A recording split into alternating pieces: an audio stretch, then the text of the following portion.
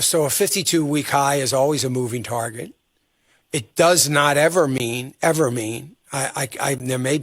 there's some times when it happens, but you can't look at that and think, well, this is as good as it's going to get. No, it's as good as it's going to get today. Tomorrow, they could set a new 52-week high, and the next day, and the next day, and the next day. And so I think they all, if they're on my buy list, they still have upside potential. And one of the things that, I'm looking at projected earnings.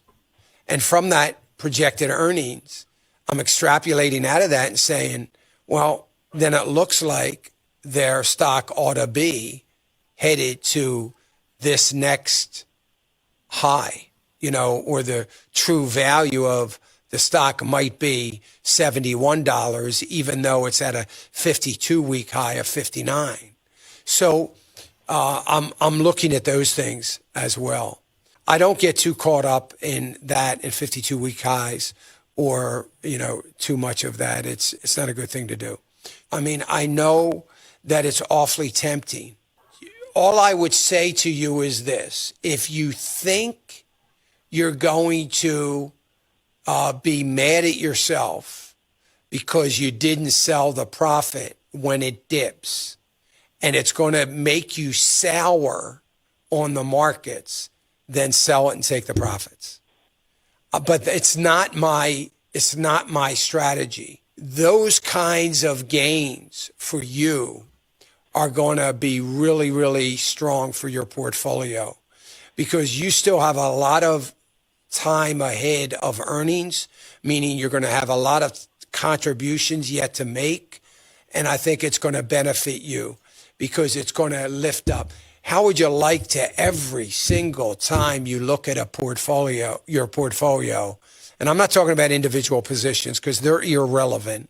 I'm talking about the bottom line of the portfolio. And every time you look at it, you're up. I have 2 institutional portfolios that I've managed for many, many years, and I'm still managing. I've never had a down year. Never. My worst year was in 2008, and I was up like 2.25%. I've never had a down year. Do I have positions in them that are down 60, 70%? Yes, but I've never had a down year in the portfolio. That's what you're looking to accomplish. And that's just going to keep feeding itself. Your up year next year it may be a little lower, but over the next 7 years, and then the next 7 years after that, next 7 years after that, next 7, you're going to continue to put in new lows and make new highs and build foundation in your portfolio.